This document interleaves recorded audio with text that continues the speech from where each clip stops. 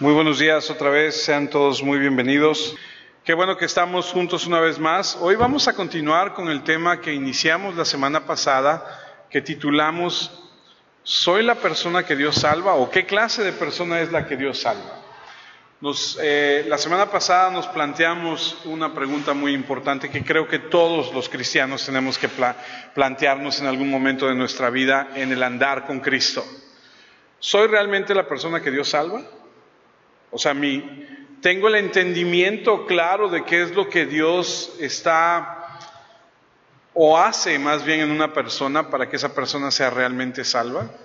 Y empezamos a estudiar un poco acerca de lo que dice la Escritura, por supuesto, y aprendimos que en el tiempo en el que Jesús comienza su ministerio, aprendimos en el libro de Lucas que el Señor es bautizado, es llevado al desierto por el Espíritu Santo para ser tentado por Satanás, y que en ese ínter él empieza un camino hacia Nazaret, que es la ciudad donde él nació, con el propósito de dar el inicio al ministerio que él va a tener en esa región, porque vimos a través de un mapa que pusimos que Israel estaba dividido en 3 partes, y que al norte del país, donde él estaba, él va a una fiesta que le invitan, que es una boda, esas bodas conocidas por todos nosotros de Canaán, y él realiza su primer milagro en ese lugar.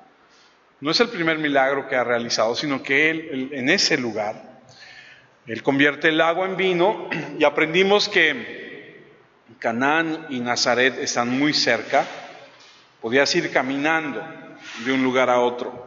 Y esto nos llevó a entender que lo que se realizó ese día en esa boda, de ese milagro, se esparció por toda esa región.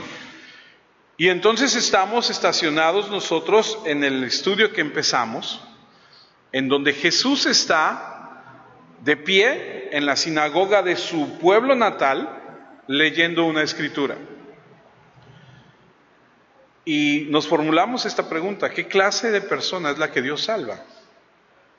Entendimos que en la región a donde él está, donde él va a estar, porque los evangelios nos lo permiten entender, aproximadamente 1 año y medio, hay más o menos, dicen los historiadores, que 240 y tantos, llámese ciudades, pueblos, rancherías, como usted lo quiera entender, municipios, delegaciones, como usted lo quiera interpretar, a donde él va a estar yendo a visitar, a donde él va a estar predicando. Y aprendimos que la historia nos mostró que los judíos, cuando son llevados cautivos y no tienen un lugar a donde congregarse, a donde reunirse, empiezan a tener por costumbre ir a un lugar a donde haya alguien que te enseñe, y entonces empiezan a formarse esos pequeños grupos que cuando había 10 varones israelitas se les permitía construir lo que conocemos como una sinagoga, y ahí iban todos los días del Señor. Y aprendimos que esto permitió, todo esto bajo la dirección, el permiso y la guianza del Señor, para llegar a donde estamos el día de hoy. Aprendimos que en la sinagoga había un encargado que llevaba el registro de que todo estuviera en orden, que se abriera, que las sillas, que estuvieran los ventiladores prendidos, que hubiera todo. Había un orden. Y que también había una persona encargada de decir: hoy te toca a ti leer la Escritura, y hoy te toca a ti interpretar la Escritura. Y había uno que se encargaba de guardar los rollos, porque antes las Escrituras del Antiguo Testamento no estaban así, sino que eran unos rollos que se guardaban y se cuidaban muy bien. Y aprendimos que había todo un orden, y que era diferente al templo, porque el templo estaba en Jerusalén, y que allá en el templo se hacían los sacrificios y las fiestas, y allá se llevaban todas las tradiciones judías que Dios había implementado, pero que era diferente a la sinagoga. Y todo eso lo vimos la semana pasada para entender, para formular lo que el día de hoy vamos a continuar estudiando. Pero quiero comenzar con una pregunta: ¿cuál es el mensaje de la Biblia? El mensaje de la Escritura, usted y yo lo sabemos, es el mensaje de la salvación. El mensaje de la Biblia es que Dios, el creador del universo, en su gracia rescata al pecador que está condenado al pecador que está condenado del castigo eterno en el infierno y lo lleva al gozo eterno del cielo. Porque desde Génesis 3, donde el hombre cae en pecado, hasta el capítulo 22, que es el último del Apocalipsis de la Biblia, al final, la salvación es el tema en los 66 libros que existen en las Escrituras. Salvación del infierno, del pecado, y ese es el mensaje constante a lo largo de toda la Escritura. Para decirlo de otra manera, el creador del universo, para su propia gloria, escuche, ha elegido crear y reunir para sí mismo un grupo de personas para hacerlos súbditos en su reino eterno que lo van a alabar, honrar y servir para siempre, mientras disfrutan de las riquezas plenas de su bendición. Ese es el tema de la Escritura. Entonces, Dios en su poder, en su infinita sabiduría, en su infinito amor, Él decide los que han de ser salvos para venir a Él, adorarle, servirle, obedecerle. ¿Ha escuchado esa palabra en Romanos que dice, no todo Israel es Israel? ¿Ha leído esa palabra en Romanos que dice que a uno aborreció y al otro amó? Hemos entendido que Dios, Él es quien permite que nosotros vengamos a Él. Y debido a que somos pecadores y debido a que no podemos salvarnos a nosotros mismos del infierno, Dios debe rescatarnos y por eso trazó el plan mediante el cual perdonarnos de todas nuestras faltas, de todos nuestros pecados.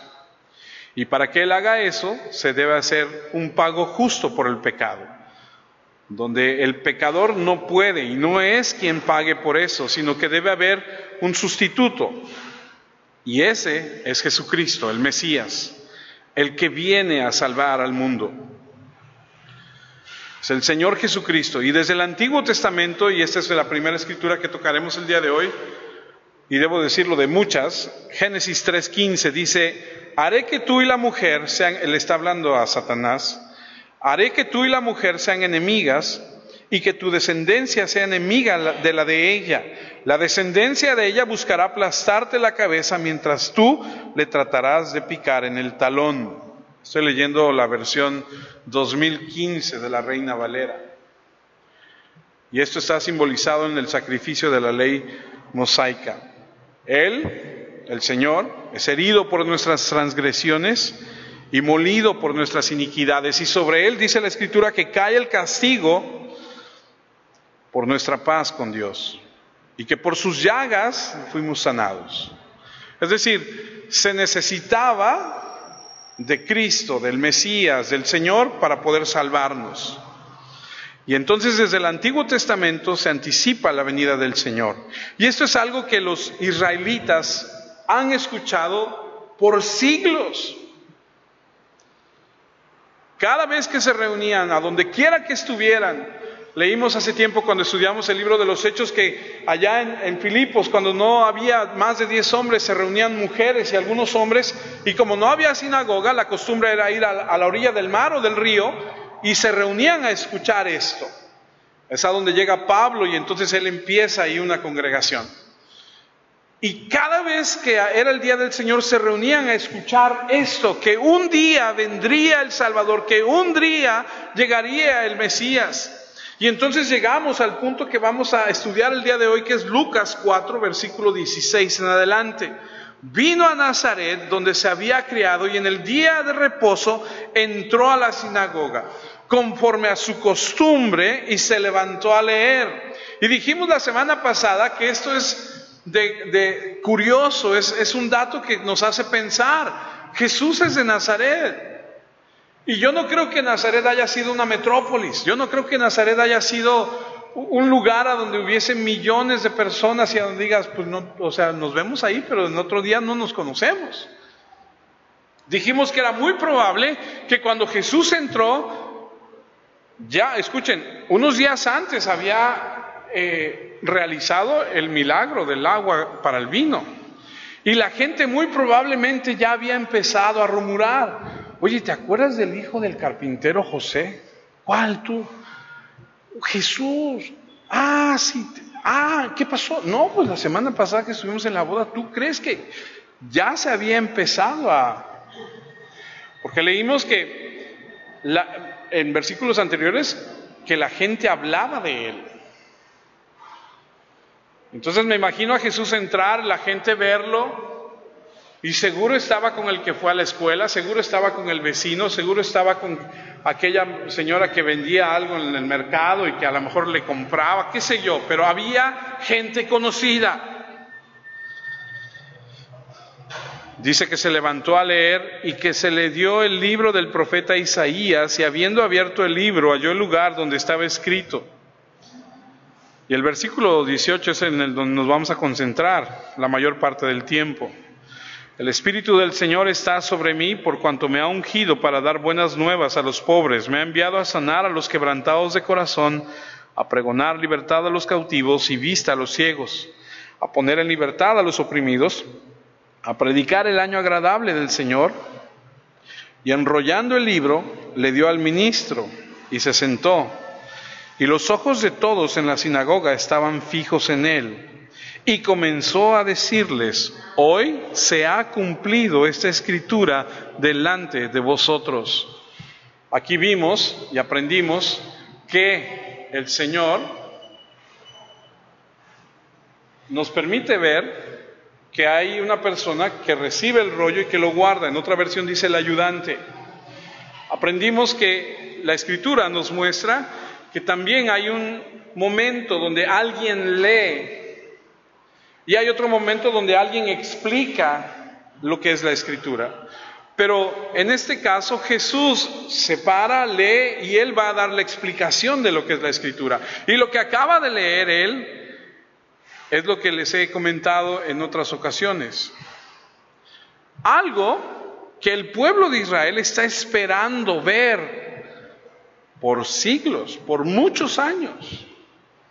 Él dice, esto no seguimos esperando, no esperamos no, esto se ha cumplido hoy. Y entonces de ahí parte el estudio. De ahí partimos para ver que y lo vimos la semana pasada también, en la lectura que él hace, dice, ahí lo acabamos de leer, es el libro de Isaías. Pero cuando fuimos la semana pasada a ver de dónde él toma esta escritura para leerlo al pueblo, él omite una parte que dice que es el Señor va a venir con venganza. Dice, esa parte no la lee Jesús cuando él dice esta escritura se cumple hoy. Y aprendimos que cuando Jesús vino a la tierra, vino a salvar. ¿Va a regresar? La escritura dice que sí. Y cuando Él regrese, entonces ya no va a venir como lo vino la primera vez. Ya va a venir diferente. Por eso es que es de suma importancia que todo aquel que escuche la Escritura abra su corazón y entienda. Porque ahorita es el año agradable del Señor, dice. Son las buenas nuevas. Arrepiéntete. Porque el Señor cuando regrese va a venir en otra postura. Por eso cuando Él lee esto, si tú haces la comparación de dónde lo está leyendo y qué dice en Isaías y Él dice, y lo que Él dice, y que por supuesto lo que Jesús diga es la palabra de Dios porque Él es Dios, Él omite esa parte. Porque este no es el momento de venganza. Eso vendrá después. Para los que lo rechacen, para los que digan, eso vendrá después. Pero lo que aprendemos, o lo que vamos a aprender el día de hoy.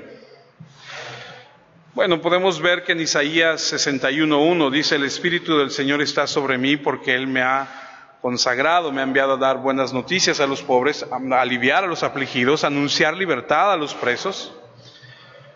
Y aquí podemos ver que el Espíritu del Señor tenía que estar sobre aquel que se dijese ser el Mesías, ¿no? Aquel que dijera ser el Mesías. Lucas 3, versículo 21 dice, toda la gente estaba bautizando y Jesús también fue bautizado, y mientras estaba orando, el cielo se abrió y el Espíritu Santo bajó en forma de paloma, y entonces vino una voz del cielo que decía, tú eres mi Hijo amado, estoy muy contento contigo. Estoy leyendo una versión que a lo mejor no es la que tú tienes ahí.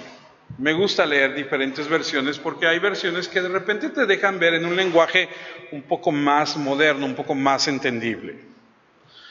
Y a lo que voy es a esto. Lucas 4:1 dice, Jesús lleno del Espíritu Santo. Y lo que queremos enfatizar aquí es que aquel que se levante y diga, hoy se ha cumplido esta escritura, tiene que ser lleno del Espíritu Santo. No se podía levantar cualquier persona y decir cualquier cosa. Bueno, sí se podía, pero había que demostrarlo. Por eso hemos aprendido que cuando los apóstoles empezaban a predicar, los respaldaban ¿qué? Prodigios, señales, milagros, porque la gente escuchaba y como todos, y digo, somos así todos, ¿no? Ajá, y luego, ¿y cómo sé que es verdad? Ah, pues mira, ¿ha leído esa parte que dice que la sombra de aquel que nada más pasaba y le tocaba la sombra a los enfermos y los enfermos sanaban?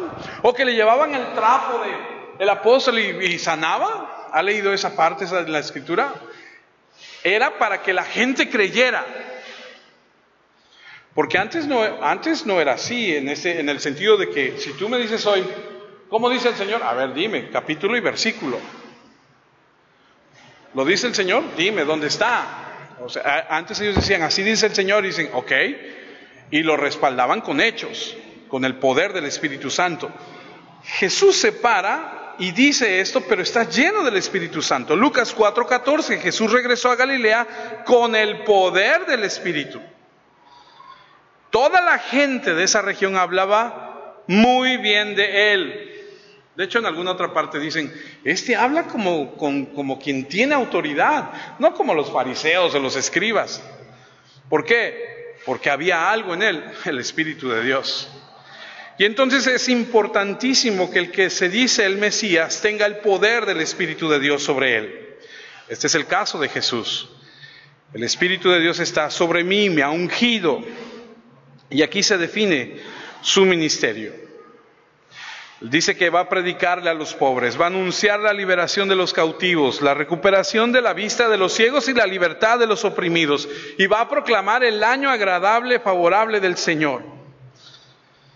Y entonces entendemos, a través de estos 4 puntos, estas 4 metáforas que describen a los no redimidos, los no salvos, los perdidos, los no convertidos, los no perdonados, ¿qué es para ellos este mensaje? Nos deja ver la imagen metafórica del pecador en la condición desesperada de su necesidad. Los que no conocen del Señor, los inconversos del mundo, los no redimidos. Y es importante aclarar esto. Pueden ser ricos, pueden ver, pueden tener salud, pero no estamos hablando de eso. Por eso le digo que es de una manera metáfora. O sea, puedes tener libertad. Dices, pues yo puedo ir a donde yo quiera, yo puedo hacer lo que yo quiera, es cierto, pero estás cautivo. Y estás cautivo al pecado. Yo veo muy bien, sí, pero no ves las cosas espirituales. A eso se refiere. Y entonces entendemos que hay gente que no es salva, que son pobres, están presos, están ciegos, están oprimidos. Y esto tiene que ver con el Salmo 107, y permítame leerle una gran porción del Salmo. Dice el Salmo 107, versículo 1, alaben al Señor porque es bueno, porque para siempre es su misericordia. ¿Cuántos pueden decir amén? Dios es bueno y para siempre es su misericordia. Y dice el versículo 2, díganlo los redimidos del Señor, los que ha redimido del poder del enemigo y los que ha congregado de las tierras del oriente, del occidente, del norte y del sur. Luego el versículo 4 dice, perdidos anduvieron por el desierto en la sequedad, no hallaron camino hacia una ciudad habitada. Estaban hambrientos y sedientos, sus almas desfallecían en ellos. Estaba yo viendo hace unos días una serie que me gusta ver, que es un reality show de una carrera que hacen en Alaska. Van y en lo lejano de Alaska dejan a 8 equipos conformados por 2 personas. Y les dicen, tienen que llegar de tal punto a tal punto, tienen tanto tiempo y ahí vámonos. Y llevan limitados recursos. Y entonces ya van como en la tercera etapa de la carrera y en el capítulo en el que estoy, dice uno de los que están ahí compitiendo, podemos aguantar el frío, la humedad, el peligro de los osos y de todo lo que hay que hacer y hay que subir, pero lo que no aguantamos es el hambre. No tenemos nada de comer. Dice, y es que cuando tú comes, puedes estar en la condición que sea, que haya frío, que haya mucho calor, lo que sea. Pero cuando tú comes y cuando tú bebes y estás satisfecho, algo se produce aquí en tu mente. Dice que tomas otro ánimo, que ves las cosas diferentes y dices, bueno, pues vamos a seguirle. Dice, pero si no hay de comer, si no hay nada de tomar, no queremos nada. Ahora eso trasládalo a lo espiritual. Y piensa conmigo por un segundo. Puedes tener el estómago lleno, puedes tener el refrigerador, la despensa, todo lleno y decir, tengo de comer, no me hace falta nada. Sí, pero tu alma está hambrienta y sedienta. Y ahí es a donde estás si no tienes a Cristo. El versículo 6, pero cuando en su angustia clamaron al Señor, Él los libró de sus aflicciones, los dirigió por camino derecho para que fuesen a una ciudad en que habitar. Den gracias al Señor por su misericordia y por sus maravillas para con los hijos del hombre. Versículo 9, porque Él sacia al alma sedienta y llena de bien al alma hambrienta. Luego dice el versículo siguiente, habitaban en tinieblas y densa oscuridad, aprisionados en la miseria y en cadenas de hierro, porque fueron rebeldes a las palabras del Señor y aborrecieron el consejo del Altísimo. Por eso sometió el corazón de ellos con dura labor, cayeron y no hubo quien les ayudase. Pero cuando en su angustia clamaron al Señor, Él los libró de sus aflicciones. Los sacó de las tinieblas, de la densa oscuridad, y rompió con sus cadenas. Recuérdenme, ustedes que saben mucho de la Biblia, ¿cuál es la primera expresión en Génesis 1:1? Déjeme ver si lo... ¿Cómo dice?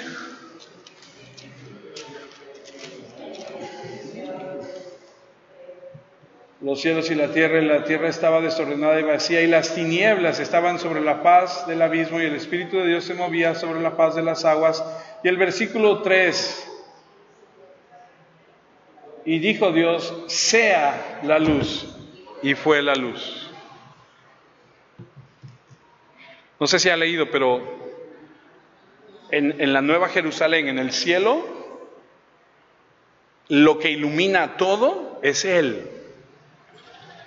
Dice que Él es la luz del mundo. Mucha gente dice, yo veo bien, yo no tengo problema. Bueno, yo no veo tan bien, yo ya tengo que usar lentes.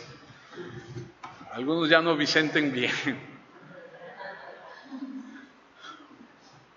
Pero cuando no lees, bueno, lo voy a poner así. Hace rato estaba yo queriendo ingresar unos datos a esto y mis lentes venían en la maleta y mi esposa traía la maleta.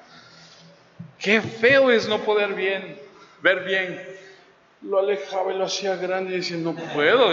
Y quería yo ingresar un número de la tarjeta y dije, ¿si me equivoco? ¿Y si pongo otro número? Dije, no, mejor me espero. Qué feo es no poder ver bien. ¿O alguna vez te han parchado un ojo por alguna razón y dices, no, pues no, tengo que andar así? Imagínate vivir en tinieblas. ¿Y sabes qué es lo curioso? Que muchos viven en tinieblas espiritualmente, no ven la realidad de sus vidas. Dicen estar bien, yo estoy bien. No, no estás bien, porque en tu angustia, en tu soledad, cuando estás en ese momento donde tú reconoces, tienes que reconocer que no estás bien. Y aquí dice que hasta que clamaron al Señor, Él rompió esas cadenas. Dice el versículo 15, den gracias al Señor por su misericordia y por sus maravillas para con los hijos del hombre, porque rompió las puertas de bronce y desmenuzó los cerrojos de hierro. Fueron afligidos los insensatos a causa de su camino rebelde y a causa de sus maldades. Tenemos que llegar a ese punto para poder volvernos a Él, para que Él pueda librarnos. Así que vamos a tomar, no estoy seguro si nos va a dar tiempo de ver los 4, pero vamos a empezar. Me regreso a Lucas 4, versículo 18. El Espíritu del Señor está sobre mí. Ya vimos que para poder decir eso tienes que ser el Mesías. Por cuanto me ha ungido para dar buenas nuevas a los pobres, me ha enviado a sanar a los quebrantados de corazón, a pregonar libertad a los cautivos y vista a los ciegos, a poner libertad a los oprimidos. Ok. La buena noticia no es que los pobres van a ser ricos. No es que vienes al Señor, se resolvió todo. Porque algunos venden el Evangelio, y permíteme decirlo así, diciendo, no, tú ven al Señor y todo se va a arreglar. Mentira, no todo se arregla. Y les voy a poner un ejemplo muy claro, que lo vivimos muy de cerca. Cuando mi querido suegro enfermó, oramos y oramos y oramos y oramos y oramos y oramos y no sanó. Y se fue con el Señor. ¿Se resolvió? No, o sí, pero no de la manera que nosotros queríamos. Entonces, no es que las cosas se resuelvan como tú quieres, o como tú piensas, o como tú esperas, porque siempre, siempre, siempre es para la gloria de Dios. Porque es agradable y perfecto para Él, no para ti. Si fuera para nosotros, no hombre, pues pásame un lápiz y ahorita te voy a decir qué es lo que quiero, ¿no? Porque yo quiero, pero espérate, esto no se trata de lo que tú quieres, se trata de lo que Dios dice. Y entonces cuando la gente escucha, no, pues los pobres, pues vamos a tener dinero, pues vamos a prosperar, pues vamos a ser felices. Sí, pero en otro nivel, sí, pero de otra forma, no como estamos acostumbrados, no como queremos, no como nuestra carne anhela. Porque siempre se los he dicho, nosotros tenemos más de lo que necesitamos, no tenemos lo que queremos, pero tenemos más de lo que necesitamos. ¿Quién tiene más de un par de zapatos?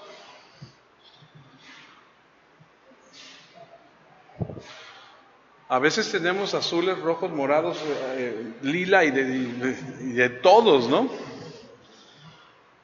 Y a veces somos de, no tengo. No tienes lo que quieres, pero tienes más de lo que necesitas. Y entonces a veces confundimos. La buena noticia no es la prosperidad económica, la buena noticia no es una mejora material. Porque estamos hablando de cosas espirituales, de riqueza espiritual. La buena noticia son para las personas espiritualmente empobrecidas. ¿Sabes que los ricos del mundo, la gran mayoría de ellos son pobres espiritualmente? Tienen lo que anhelan. O bueno, lo que pueden adquirir, lo que quieren. Pero por dentro, Jesús dijo que era más fácil que pasara un camello, ¿sí? ¿Cierto? Por el ojo de una aguja que un rico entrar al reino de los cielos. Entonces, la palabra pobre viene del griego de la palabra tochos, P-T-O-C-H-O-S, tochos, y el verbo significa encogerse. Y la idea es la idea de una persona que se encoge y se hace pequeña y se cubre en las sombras, y con una mano se cubre el rostro y con la otra mano extiende para que alguien le dé algo. Esa es la palabra de griego pobre, mendigar. Diferente a la palabra penichros. Déjame ponerte un ejemplo. Pobre de espíritu como el que te estoy queriendo enseñar es Lázaro. Lucas 16:20, y cierto pobre llamado Lázaro estaba echado a la puerta lleno de llagas. ¿Se acuerdan de Lázaro? Que decía, que caiga aunque sea una migaja de la mesa para que yo pueda comer. De ese tipo de pobreza estamos hablando. No tienes absolutamente nada. Diferente a Lucas 21:2. Vio también a una viuda pobre que echaba allí 2 monedas pequeñas de poco valor. Ella tenía 2 monedas. Si quieres tú eran de 50 centavos, pero tenía 2 monedas. Aquel no tenía nada. Diferente. Y de la condición de la que habla es como la de Lázaro. No tienes absolutamente nada. Esa es la pobreza aquí. Y el Mesías vendrá y traerá buenas noticias a la gente que está en esa miseria, a la gente que no tiene nada espiritualmente.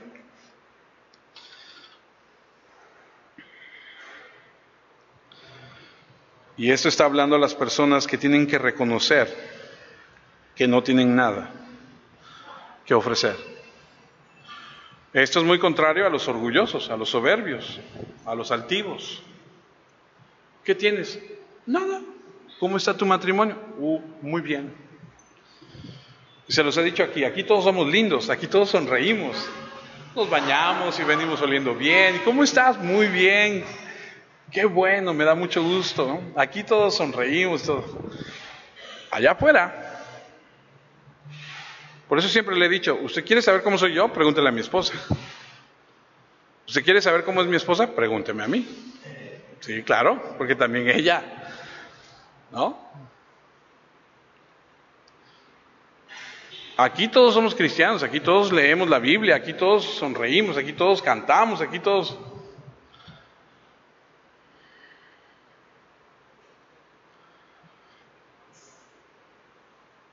Lucas 6:20 dice, y alzando él los ojos hacia sus discípulos, decía, bienaventurados ustedes los pobres, porque de ustedes es el reino de Dios.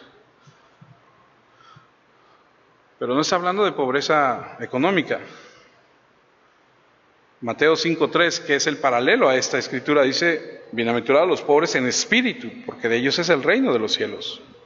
No estamos hablando de pobres en dinero, estamos hablando de una condición de un pecador que moralmente está en bancarrota. Una persona que sabe que adentro de él no tiene absolutamente nada bueno. Nada bueno que ofrecer. Todo pecador, en palabras de Isaías, podría contar su justicia como un trapo de inmundicia.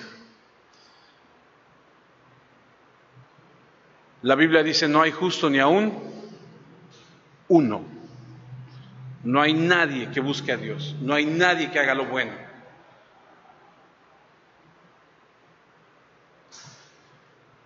Nadie. Por eso la gloria es para Él, es de Él la gloria.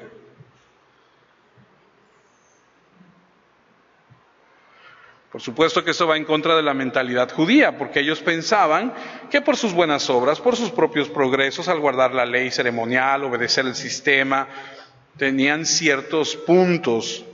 Si eran legalistas, meticulosos, ganarían la salvación. Por eso cuando van con Juan, el Bautista, y le dicen, ¿qué tenemos que hacer? Les dice, son unos hipócritas, son una generación de víboras.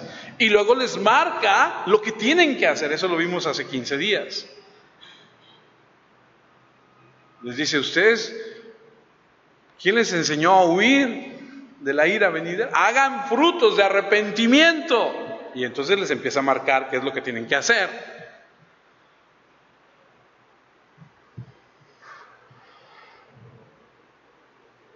Las únicas personas a las que el Mesías va a traer salvación son aquellas personas que conozcan, que reconocen su miseria espiritual. Porque mientras tú y yo creamos que somos buenas personas, porque a lo mejor has hablado con alguien y tú le has dicho, mira, el Señor dice, no, yo soy bueno.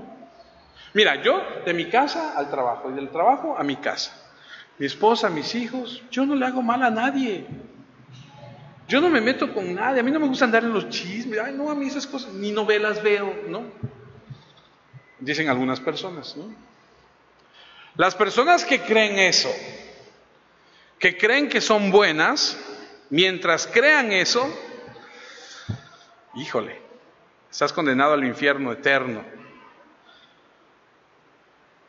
Porque los que reconocen su total miseria espiritual, que son incapaces de recuperarse sin ayuda, son aquellos que el Señor va a salvar. Las personas que dicen, no puedo, no tengo nada, estoy en un desierto, no tengo nada de agua, de comida, estoy desolado, estoy en la oscuridad. ¿Alguna vez ha ido al mar, en algún paseo, en algún bote o algo al mar? Si ha ido y le ha tocado de repente un poco de tempestad, es de pensarse, ¿eh? O sea, hace poco fuimos a pescar y nos metimos al mar adentro en la lancha y el que nos llevaba iba como en carretera, iba con la lancha y pegaba así contra las olas. Así hacía y nosotros así, ¡ay, Señor, a ver a qué hora se parte esta cosa! Y luego ya anduvimos ahí, ya eran como las 7:30 de la noche, ya no se veía. Y bueno, pues él sabe a dónde va, ¿no? Ya de regreso nosotros así como que terrible, o sea, y las olas que tantito suben y va, es terrible. Y la persona que está desolada, que dice, yo no tengo a dónde ir, estoy en medio de una desesperación, esa es la que el Señor va a salvar, porque va a reconocer su condición. Esos son los verdaderos pobres, los verdaderos presos, los verdaderos ciegos, los verdaderos oprimidos, que se dan cuenta que no hay recursos en ellos, salvadores disponibles, y que suplican por la misericordia de Dios, como lo leímos en el Salmo 107, claman a Dios, Señor, ayúdame. Es aquel que está crucificado junto a Jesús y le dice, oye, no te olvides de mí, y el Señor le dice, hoy vas a estar conmigo. Esas son las personas que dejan a un lado el orgullo, la soberbia, la seguridad en ellos mismos y que están completamente convencidos de que tienen manos vacías y que lo único que pueden hacer es volverse a Dios.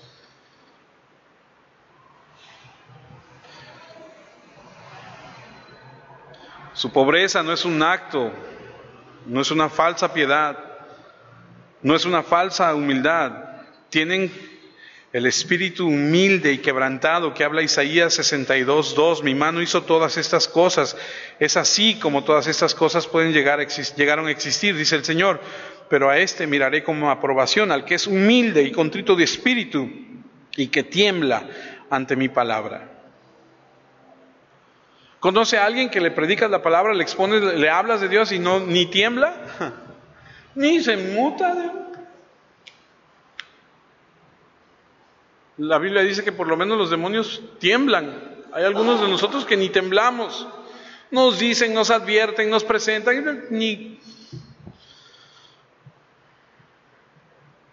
El Salmo 34:18, cercano está el Señor a los quebrantados de corazón. Él salvará a los contritos de espíritu. Salmo 51:1, ten piedad de mí, oh Dios, conforme a tu misericordia, por tu abundante compasión, borra mis rebeliones, lávame más y más de mi maldad y límpiame de mi pecado, porque yo reconozco mis rebeliones y mi pecado está siempre delante de ti. Contra ti solo he pecado y he hecho lo malo ante tus ojos. Seas tú reconocido justo en tu palabra y tenido por puro en tu juicio. Salmo 51, dicen que es el que escribió el rey David cuando su hijo murió, cuando se acostó con la mujer casada, con Betsabé. Diferente de Caín, que Caín mata al hermano y ¿qué hace? Huye y se esconde. Y cuando el Señor viene le dice, ¿qué hiciste? No, pues, ¿dónde está tu hermano? Sí, yo qué sé. Caín huye. David corre hacia Dios. Perdóname. ¿Qué haces tú cuando pecas? No me contestes, eso es cosa entre tú y Dios. Cuando tú y yo pecamos, ¿qué hacemos? ¿Huimos y nos escondemos y hacemos como que no pasó nada? ¿O venimos delante de Dios y le decimos, Señor, perdóname? ¿Reconoces? Lucas 18:13, pero el publicano de pie a cierta distancia no quería ni alzar los ojos al cielo, sino que se golpeaba el pecho diciendo, Dios, sé propicio a mí que soy pecador. Junto a él hay otro que está diciendo, no, yo no soy como estos. Yo no soy como esos hombres, yo ayuno, yo diezmo, yo. No, te digo una cosa, los hay en las iglesias. Apocalipsis 3:17, ya que tú dices, soy rico, me he enriquecido y no tengo ninguna necesidad, y no sabes que tú eres un desgraciado, miserable, pobre, ciego y desnudo. Mismas imágenes de nuevo. Tu problema es que no puedes ayudarte porque no entiendes tu desesperación. Crees que eres rico, crees que tienes lo que necesitas, no lo entiendes. Eres pobre, miserable, ciego y desnudo. Lo hemos platicado en otras ocasiones. La riqueza que el Señor nos permite tener en esta tierra no es para nuestro deleite. Las riquezas que Dios nos permite tener, adquirir, no es para que digas, el Señor me ha bendecido y... No, las riquezas que Dios te da son para que el evangelio prospere, no para que se lo des al pastor, no, es para que ayudes al evangelio a seguir, es para que ayudes a los que están necesitados, para eso es.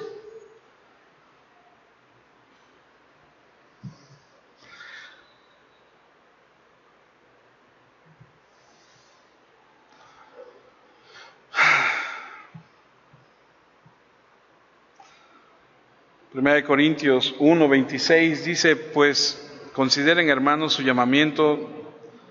No son muchos sabios según la carne, ni muchos poderosos, ni muchos nobles. Más bien, Dios ha elegido lo necio del mundo para avergonzar a los sabios, y lo débil del mundo Dios ha elegido para avergonzar a lo fuerte. Dios ha elegido lo vil del mundo y lo menospreciado, lo que no es, para deshacer lo que es, a fin de que nadie se jacte delante de Dios.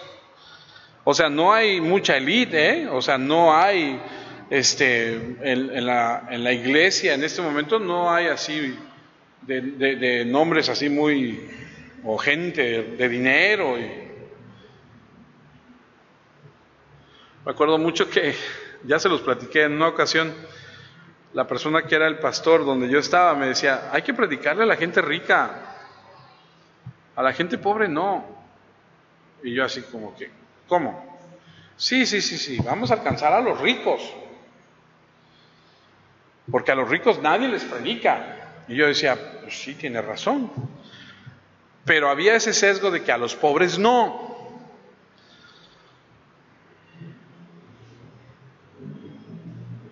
El Señor toma lo que no es para avergonzar a lo que es. O sea, en la iglesia, si tú lees la historia de la humanidad, si tú lees un poco de la historia de Roma, te vas a dar cuenta que en el momento en que se predica el evangelio en Roma, hay 7 millones de esclavos. Las iglesias estaban llenas de esclavos, de gente que no tenía absolutamente nada, no era ni dueño de la ropa que traía.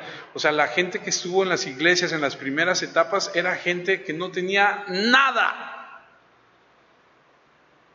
Había ahí por así salpicado, así nada más tantito, por ahí algunas personas que tenían un poco. Santiago 2:5, amados hermanos míos, oigan, ¿no ha elegido Dios a los pobres de este mundo, ricos en fe y herederos del reino que ha prometido a los que... y herederos del reino que ha prometido a los que lo aman? No estoy seguro que esté bien, a lo mejor lo copié mal. Así que no estamos hablando de los económicamente pobres para que se hagan ricos, estamos hablando de personas que se dan cuenta de su bancarrota espiritual. El siguiente, regreso a Lucas 4:18. El Espíritu del Señor está sobre mí, por cuanto me ha ungido para dar buenas nuevas a los pobres, me ha enviado a sanar a los quebrantados de corazón y a pregonar libertad a los cautivos. Y aquí vemos a los que son prisioneros.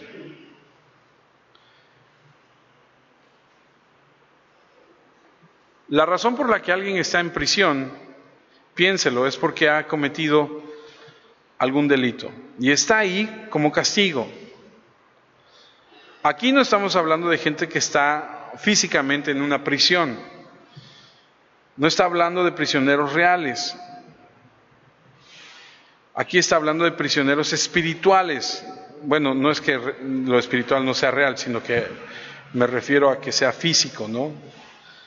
Y entonces nos damos cuenta que le está hablando en ese sentido a los que están prisioneros.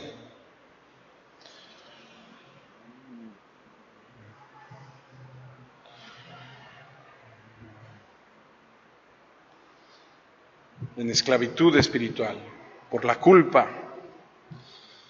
Hebreos capítulo 2, versículo 14, por tanto, puesto que los hijos han participado de carne y sangre, de igual manera él participó también de lo mismo para destruir por medio de la muerte al que tenía el dominio sobre la muerte, este es el diablo, y para liberar a los que por el temor de la muerte estaban toda la vida condenados a esclavitud. Tú y yo, antes de Cristo, fuimos esclavos. Ojo, seguimos siendo esclavos. Dice, oye, pero entonces ¿de qué se trata? Sí, pero ahora somos esclavos del Señor. Muy diferente. Ahora nuestro amo es otro. Y aquí vuelvo al punto que siempre les he dicho. Muchos quieren abrazar al Salvador. Dicen, yo quiero los milagros, yo quiero la prosperidad, yo quiero la sanidad, y abrazan al Salvador. Pero hay un problema, porque el Señor es Señor y Salvador. Y todos queremos al Salvador, y cuando dicen, sí, pero el Señor, no, espérame. O sea, yo quiero seguir haciendo lo que yo quiera. Sí, dame tu bendición, sí, dame tu prosperidad, sí, sáname, sí, rescátame, sí, dame. Y cuando el Señor te dice, sí, pero hay que obedecer. Yo soy el Señor. No, espérame. Oye, no seas religioso, oye, no te pongas así. Y ahí es a donde está el problema. Antes éramos esclavos de las tinieblas, éramos esclavos del pecado. El Señor nos tomó, nos liberó y nos dijo, ahora son esclavos por amor.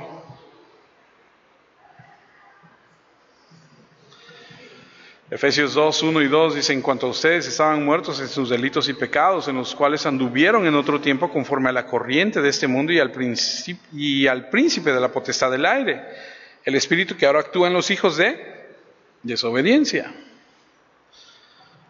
Estábamos bajo el poder y autoridad de Satanás. Bendito sea el Señor que nos ha rescatado. Bendito sea el Señor que nos ha liberado, que nos tomó de las tinieblas y nos trajo a su luz admirable, que metió la mano a ese pozo y nos sacó de ahí y nos puso sobre la roca que es Cristo. Salmo 79, 11. Llegue a tu presencia el gemido de los presos. La persona que Dios salva es la persona que reconoce que es pobre, que no tiene nada, la persona que reconoce que está preso, que no tiene libertad, que no puede por sí solo. Isaías 42, 5, así dice el Señor, el que crea los cielos y el que los despliega, y el que extiende la tierra y sus productos, y el que da respiración al pueblo que está en ella y aliento a los que andan por ella. Yo, el Señor, te he llamado en justicia y te asiré de la mano, te guardaré y te pondré como pacto para el pueblo y como luz para las naciones, a fin que abran los ojos de los que están ciegos y saques de la cárcel a los presos, de la prisión a los que moran en las tinieblas.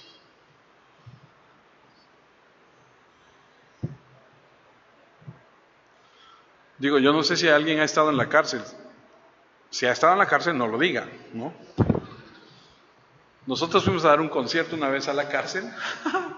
Ya les platiqué, cuando entras y te cierran en la reja, yo la verdad, yo dije, sí la van a abrir, ¿verdad? O sea, sí nos van a sacar, ¿verdad? Porque se siente horrible. De veras, se siente horrible. Que te encierren y digas, híjole.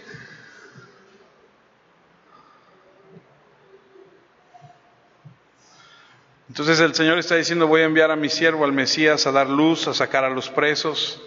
Otra vez el Salmo 107, de ahí es de donde viene la idea de entender de esa persona, de esas personas que estaban así. Imagínate estar sentado en un calabozo, en cadenas, sentado en la oscuridad, sin luz, sin esperanza, bajo el juicio. Y la única esperanza, por supuesto, aquí es el Mesías, que da la liberación a un preso, que se le perdona, que se abren las puertas y se les dice, puedes irte, puedes salir. Tercero, otra vez, Lucas 4:18, el Espíritu del Señor está sobre mí por cuanto me ha ungido para dar buenas nuevas a los pobres, me ha enviado a sanar a los quebrantados de corazón, a pregonar libertad a los cautivos y vista a los ciegos. La tercera metáfora, la ceguera espiritual, no es física. Sí, Jesús sanó a los ciegos físicos, pero aquí está hablando de una ceguera espiritual. No pueden ver, no pueden entender la verdad. Dicen que andan en tiniebla. El Salmo 82:5, ellos no saben ni entienden, andan en tinieblas. Todos los cimientos de la tierra son conmovidos. Si has entrado en un lugar oscuro, ¿verdad? ¿Y no sabes dónde está la luz? Luego andamos ahí con el celular ahí viendo, ¿no? O se va la luz de repente, ¿no? Y ya no... ¿Has estado en algún lugar donde ni siquiera la mano se ve? De lo oscuro que está, en lo que se adaptan los ojos a medio ver. Imagínate vivir así. Pues así viven los que no tienen a Cristo. Jeremías 5:21, oigan esto, pueblo insensato y sin entendimiento, tienen ojos, ¿y qué dice?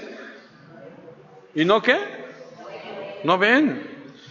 Tienen oídos y no oyen. Ese es el estado de los inconversos. El hombre natural no entiende las cosas de Dios, no las conoce, no las puede entender. Juan 12:40, Él ha cegado los ojos de ellos y endureció su corazón para que no vean con los ojos, ni entiendan con el corazón, ni se conviertan. Ahora escuche, porque esto es bien importante. Una cosa es que tú seas ciego por el pecado. Otra cosa es que Satanás te haga ciego.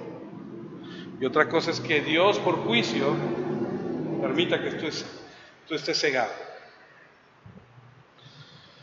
Isaías 29:10, porque el Señor ha derramado sobre ustedes espíritu de letargo, ha cerrado sus ojos, dice ahí entre comillas, de los profetas, ha cubierto sus cabezas de los videntes. Segunda de Corintios 4:4, pues el Dios de esta edad presente ha cegado el entendimiento de los incrédulos. Y reitero, Dios con D minúscula no es el Dios de la Biblia. Este es, de acuerdo a lo que dice ahí, es Satanás. Para que no los ilumine el resplandor del Evangelio de la gloria de Cristo, quien es la imagen de Dios. Entonces puedes estar ciego naturalmente, puedes estar ciego espiritualmente, pero también por juicio de Dios, por el pecado o por Satanás. Romanos 1:18 dice, pues, lo que, no, es 16 o sí, 18, pues lo que se conoce de Dios está revelado desde el cielo, es su ira, están en contra de los que se rebelan contra Él y cometen injusticia contra otros. Ellos conocen la verdad, pero la ocultan con la maldad que practican. Lo que se conoce sobre Dios, ellos lo saben muy bien, porque Dios mismo se lo ha mostrado, porque lo que de Dios es invisible, o sea, su poder eterno y todo aquello que lo hace ser Dios se ha hecho claramente visible desde la creación del mundo. Y aquí es a donde, si te preguntas, ¿y qué con los aztecas? ¿Y qué con los olmecas? ¿Y qué con los que nunca escucharon? Ahí está la respuesta. O sea, Dios al ser humano le mostró que Él era Dios en todo lo visible de la creación.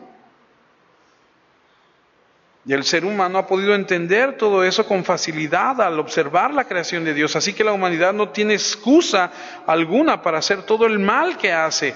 Aunque los seres humanos conocían a Dios, no lo respetaron como Él merecía ni le dieron gracias, terminaron pensando, y así dice esta versión de la Escritura, bobadas, y se cerraron al entendimiento. Se creían sabios, pero solo eran unos tontos, y cambiaron la grandeza del Dios inmortal por ídolos, para adorar ídolos hechos con formas de simples hombres mortales, aves, cuadrúpedos y serpientes. Y cuando estudiamos Romanos, estudiamos eso.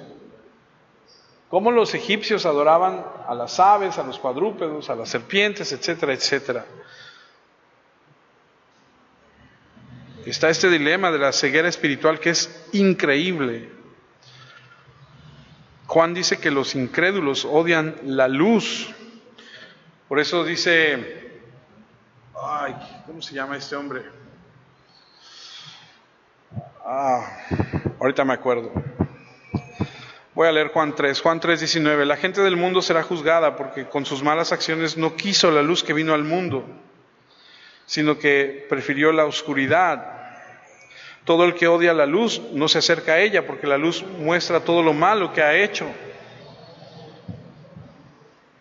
Paul Washer dice que si se abrieran las puertas del infierno y le dijeran a la gente, ¡hey! ¡Salgan! La gente del infierno diría, ¡no! Y volvería a cerrar las puertas, porque odian la luz.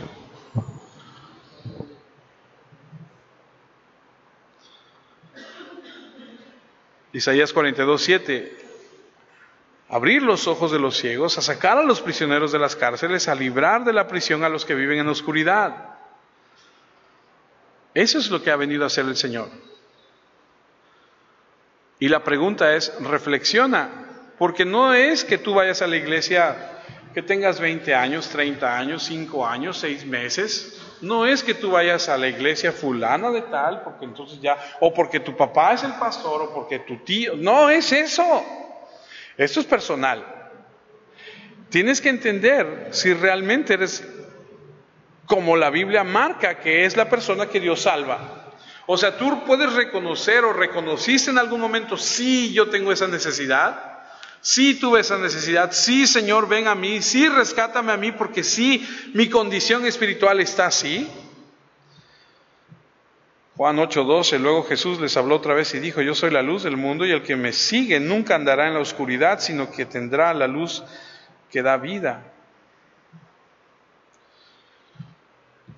Colosenses 1:13, Dios nos rescató del poder de la oscuridad y nos hizo entrar en el reino de su Hijo amado.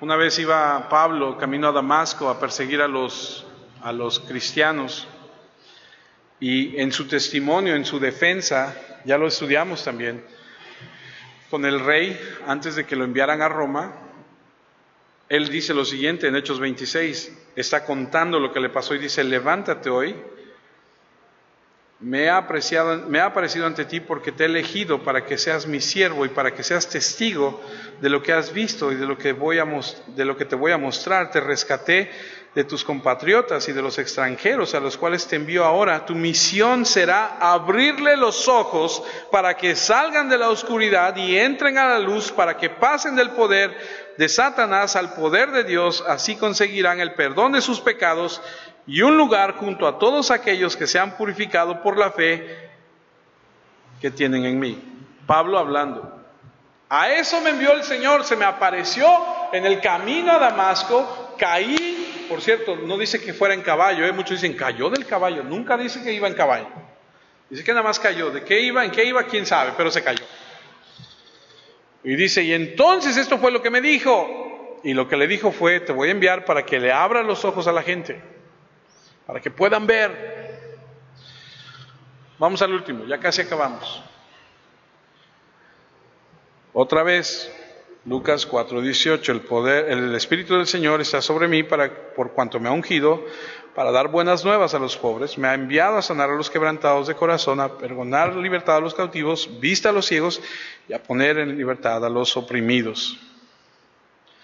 Aquí la opresión no es la idea de un prisionero, no es alguien encadenado a un calabozo, es alguien abrumado por el dolor de la vida, abrumado por la enfermedad, por cualquier tipo de problema que la vida pueda traer. Yo tuve un amigo muy querido mío en la primaria, secundaria y preparatoria, ya falleció, pero la vida de ellos era, híjole, su papá enfermó y se murió y la mamá lo cuidó. Es decir, la mamá de mi amigo cuidó a su esposo que se enfermó y murió. Cuidó a su mamá y murió. Cuidó a su papá y se murió. Cuidó a su única hermana y se murió. Y luego mi amigo murió también siendo muy joven. O sea, la señora ha estado rodeada de tener que cuidar a todos los que ella ama y se han muerto todos y ella se ha quedado sola. O sea, yo pienso en ella y digo, pobre mujer, o sea, le ha tocado difícil. Una persona angustiada por la pérdida de toda alegría. Aquí es donde entendemos, venid a mí los que están cargados y trabajados.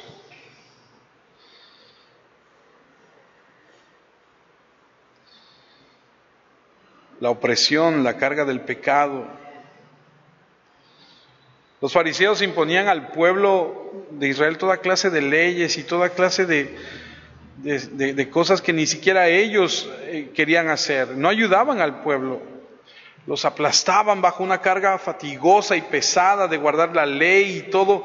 Y eran religiosos. Y entonces leemos en Isaías 58:6, ¿no es más bien el ayuno que yo prefiero quitar las cadenas de injusticia, desatar las cadenas del yugo, dejar libre al oprimido y romper todo yugo? Porque imponían unas cargas de las leyes inventadas por ellos que ni siquiera ellos querían llevar. Y la vida, y usted lo sabe, usted tiene un problema, no va a preguntar quién tiene problemas porque todos tenemos problemas. Y si no tiene, le paso algunos míos. Cuando tu problema se acaba y tú dices, ya acabamos, ya por fin, agárrate porque ahí viene el otro. Porque si dijeras, ya se acabó y ya pasó, dices, ya la libré, dices, bueno, pues ya la libro. Sí, pero se acaba ese y viene otro. Y cuando acaba ese, viene otro. Y así es toda la vida. Alguien dijo que si no quieres tener problemas, muérete. Los muertos no tienen problemas. Bueno, tienen otros y no aceptan a Cristo. ¿No?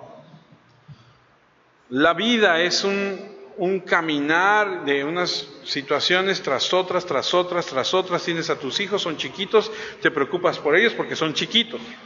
Crecen y te preocupas por ellos porque son grandes. Se casan y te preocupas por ellos porque ahora están casados.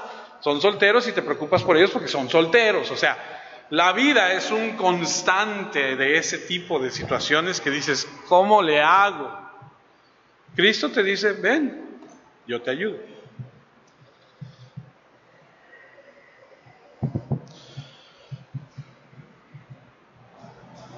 Y muchos podríamos decir, no, pero eso es muy difícil, eso es... Mira, la Biblia dice en 1 Juan 5:3, ya voy a terminar. Pues demostramos el amor a Dios poniendo en práctica sus mandamientos. Y sus mandamientos, ¿cómo dice? No son difíciles de poner en práctica.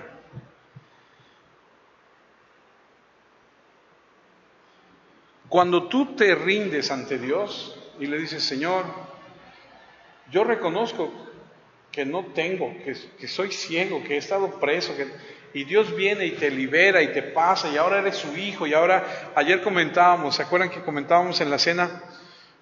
Y decíamos, hay cosas que a veces nos preocupan mucho y bueno, nosotros tenemos que confiar, y es verdad. Yo escuché, no sé si alguna vez han escuchado de Miguel Núñez, es un predicador. Miguel Núñez una vez dijo algo que me gustó mucho, dice... Termina la reunión y despide a la gente y dice, si Dios permite, nos vemos la próxima semana. Y alguien le dice, no, pastor, no diga usted eso, nos vemos la próxima semana. Dice, no, a ver, yo me puedo morir en cualquier momento. No, pastor, no. A ver, si Dios determina que yo he de... No venga la próxima semana porque así es. Y será porque Él lo permite. Isaac. Escuche, si algo le pasa a los hijos de Dios, es porque Dios lo permite. Si Satanás viene y hace algo, es porque Dios se lo permite. Así de fácil. Y me desconcentré porque ya ni sé por qué estaba yo diciendo esto. Pero termino con esto. Si tú reconoces que necesitas a ese Salvador, tú tienes que ser confrontado con todo esto. Porque esas son las personas que Dios salva. Los que están ciegos, los que están presos, los que están angustiados, los que están oprimidos y los que reconocen, Señor, yo necesito de ti. Porque no se trata de ir a la iglesia, no se trata de leer la Biblia, no se trata de mi papá es pastor, mi tío, mi mamá, mi abuelita. Eso no sirve. Lo digo con todo respeto. O sea, no es por herencia. Ya lo vimos hace unas semanas. Es algo personal. Y tenemos que vivirlo. Oremos. Padre, quiero darte gracias primeramente porque cada vez que estamos expuestos a tu palabra, tú traes esa libertad, tú traes esa verdad, esa luz. Tú dices en tu palabra que tu palabra no vuelve a ti vacía, sino que algo queda. Y mi oración es que tu palabra quede grabada en nuestros corazones. Mi petición es, Señor, ten misericordia y permítenos crecer, madurar y dar fruto. Porque entendemos que aquel que no da fruto será podado. Aquel que no lleva fruto será cortado. No me sirve de nada, Señor, decir que soy cuando no soy.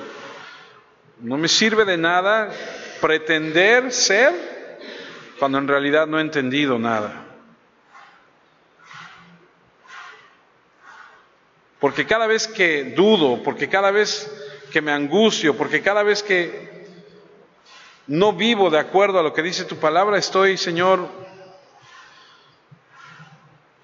negando la obra redentora que tú haces en aquellos que tú has salvado.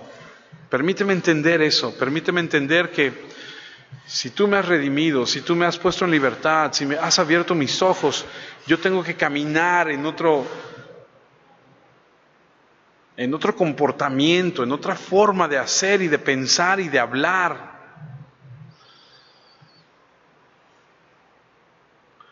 Perdóname si he dudado de ti, perdóname, Señor, por las veces que, dándome tú la libertad, yo me he vuelto a encerrar en esa cárcel de opresión.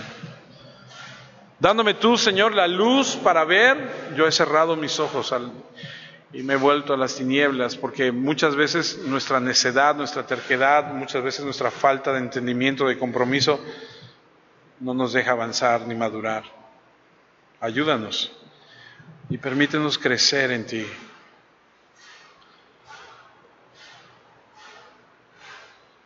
Queremos aprovechar y orar por aquellas personas que amamos, que están alejadas de ti. Pedirte que tengas misericordia de ellos, que les hagas ver, que los pongas en libertad. Primeramente que reconozcan su condición. Primeramente que puedan darse cuenta de lo miserables que están sin ti, que sin ti están condenados directamente al infierno. Oramos por los Hugos, Hugo Alberto, Hugo Mesa, por los Armandos, padre e hijo, por Hugo, el sobrino de Oscar, por nuestros hijos, por nuestros hermanos, por nuestros padres, por los compañeros del trabajo, de la escuela, por nuestros cónyuges. Perdónalos y ayúdalos.